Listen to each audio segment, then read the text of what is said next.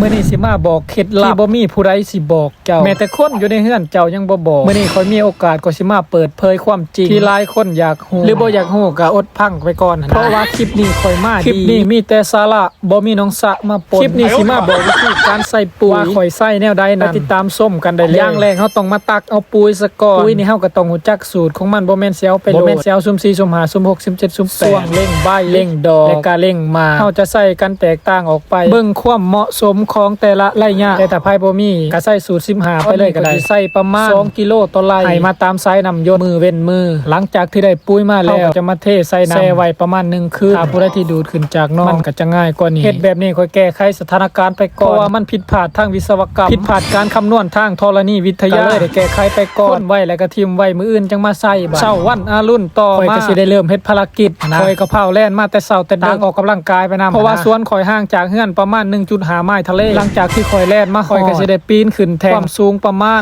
5ฟุตข่อยก็สิได้มาค้นปุ๋ยอีกเทื่อนึงเพื่อให้ปุ๋ยนั้นแตกโตดีเพื่อให้เกิดประสิทธิภาพอันสูงสุดให้กับมังมู่ของเฮาที่กำลังรอคอยตั้งหน้าตั้งตารอท่ากินปุ๋ยอยู่ทางลุ่มในการปลูกมังมู่ของข่อยต้องได้พิธีพิถันทุกขั้นตอนให้ผลผลิตออกมาดีปุ๋ยนี่ถ้าเฮาใส่หลายเกินไปก็บ่ได้ใส่น้อยเกินไปก็บ่ได้ต้องใส่ให้มันพอดีเหมาะสมถ้าเฮาสิใส่เทื่อเดียวหลายๆโลนี่สิเฮ็ดให้ปุ๋ยเฮาเสียเปล่าหรือว่าไร้ประโยชน์แบบคนเฮาสิให้ต้องกินข้าวคาบเดียวกลุ่มทิศนึงมันก็เป็นไปบ่ได้คือทุกชนิดก็คือการต้องทยอยป้อนทีละน้อยกินด้วยความสม่ำเสมอเฮาก็สิโตได้ดีแข็งแรงรสชาติมีความหอมหวานกรอบอร่อยหลังจากที่คนแล้วสิตักน้ำปุ๋ยมาเทใส่ที่ข่อยเตรียมน้ำไว้เต็มแล้วถ้าดำปุ๋ยมันเด้อของมันบ่ต้องเอาใส่สิไปตันทรายน้ำและสิ่งที่สำคัญในทรายน้ำหยดก็คือกองขี้เหงื่อกองขี้พุ่นถ้าเฮาบ่มีกองตัวนี้ทรายน้ำหยดเฮาอาจสิตันได้ถ้าผู้ใดอยากสร้างเครื่องการเกษตรน้ำข่อยก็สามารถทักมาได้มีพร้อมส่งทุกอย่างเกี่ยวกับระบบทรายน้ำผู้ใดที่สนใจก็สามารถทักมาได้ในบริการและพร้อมให้คำปรึกษาทุกอย่างหลังจากที่ข่อยเบิ่งความเรียบร้อยทุกอย่างพร้อมใส่งานจะเปิดน้ำปุ๋ยแล้วก็น้ำธรรมดาลงตามกันไปเลยอยู่ประมาณ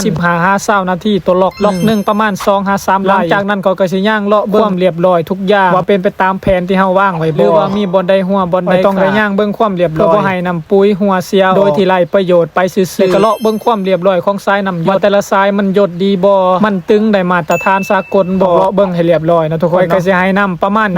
มันหลุดขาคุ้มออกมานี่นะถ้าว่าเป็นไปตามความพึงพอใจของข่อยแล้วที่พ่อก็สิปิดไว้เนาะตอนนี้มังมู่ข่อยกำลังกินปูอย่างอร่อยเบิ่งจากหยังนะเบิ่งจากใบของมันและก็หน่วยของมันว่ามันสดชื่นแจ่มใสส่ำใดเฮาก็สิฮู้จักโดยอัตโนมัติบ่แม่นว่าไผก็สิเบิ่งได้หันนะมันต้องมีความชำนาญมาพอสมควรหลายคนอาจจะว่าโหข่อยเก่งเนาะที่จริงแล้วข่อยก็บ่ได้เก่งปานใดดอกบางทีข่อยก็เว้าไปโลดคือเพราะว่าข่อยอยากเฮ็ดคลิปให้พี่น้องได้เบิ่งนํกันคลิปนี้อาจสิมีเสียงฝนตกแน่เพราะว่าตอนข่อยนั่งพากนี่ฝนก็กำลังตกมันอาจสิมีเสียงบ่เป็นตะพังในก็ขออภัยมายังที่นี่เนาะ